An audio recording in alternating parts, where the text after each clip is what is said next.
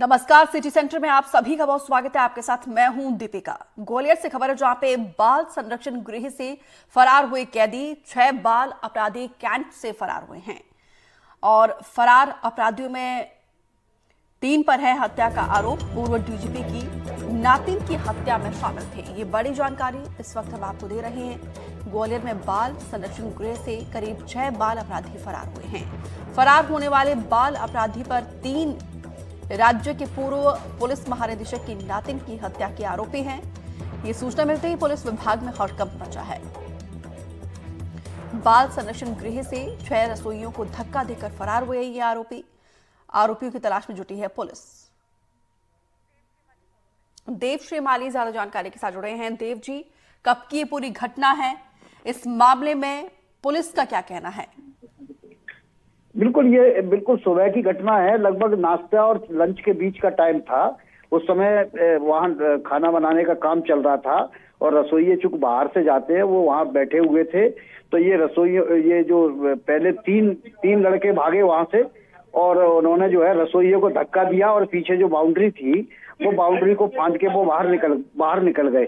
और उसके बाद एक दूसरा ग्रुप था ये बाल अपचारियों का, उन्होंने भी फिर वही काम किया, उसको धक्का दिया और बाहर निकल गए। रसोइया चिल्लाया तो जो गार्ड था वो गार्ड गेट के बाहर तैनात था, लेकिन ये लोग गेट की तरफ गए ही नहीं। उसके साइड में एक दीवार थी और उस दीवार को फांद के बाहर निकल गए। और जिस तरह से घटनाक्रम को अंजाम दिया है उससे यही लगता है कि उन्होंने पूरी प्री प्लान तरीके से सब कुछ किया है। उन्होंने साइड का चयन कर रखा था, कहाँ दीवार पर आसानी से चढ़ा जा सकता है, जो उसके नीचे भी उन्होंने इंतजाम कर रखे थे। और सबसे बड़ी बात यह है कि इसमें 3 जो बाल अपचारी हैं वो हैं तो बाल, लेकिन वो बड़े खूंखार किस्म के अपराधी हैं। पहले मुरैना में से एक गोली चला चुका था, मर्डर कर चुका था और फिर ग्वालियर शहर के अंदर उन्होंने पूर्व डीजीपी जो सुरेंद्र सिंह साहब हैं उनकी नातिन का जिस तरह से दिन दहाड़े शाम को हत्या की थी। वो स्कूटी से अपने कोचिंग से लौट के घर जा रही थी और उसको रोक के जिस तरह से मारा था, वो बताता है कि वो बहुत ही हार्डकोर टाइप के क्रिमिनल बच्चे हैं। और इसके कारण वो जो परिवार है, पीड़ित परिवार है और उसकी साथ की एक सहेली जो चश्मदीद गवाह है, ये पहले से ही डरे हुए थे और अब ये और भयभीत हैं।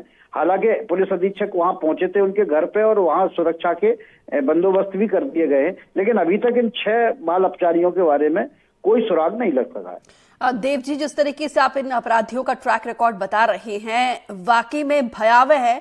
तो ऐसे में कहीं ना कहीं एक बड़ा फेलियर और एक लापरवाही कहीं ना कहीं जेल विभाग की भी है।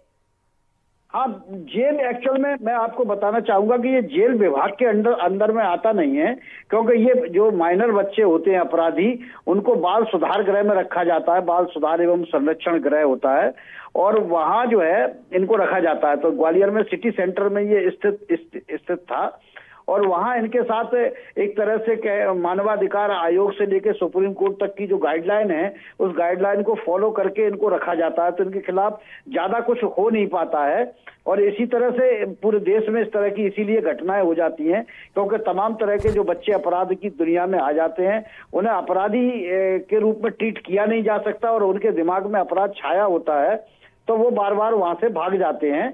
और यहाँ ये बात सही है कि सुरक्षा की व्यवस्था उतनी अच्छी नहीं रहती है और ना थी। और जिस तरह की बिल्डिंग है उस बिल्डिंग में जो आप स्क्रीन पे देख रहे हैं, बिल्डिंग इतनी आसान है कि अगर कोई भी व्यक्ति आसानी से उसको फांद सकता है। तो जब जेल का नाम भले ही ना हो, लेकिन जब उसमें अपचारी रखे जा रहे हैं जो अपराधों में लिप्त है तो वो भाग ना पाए।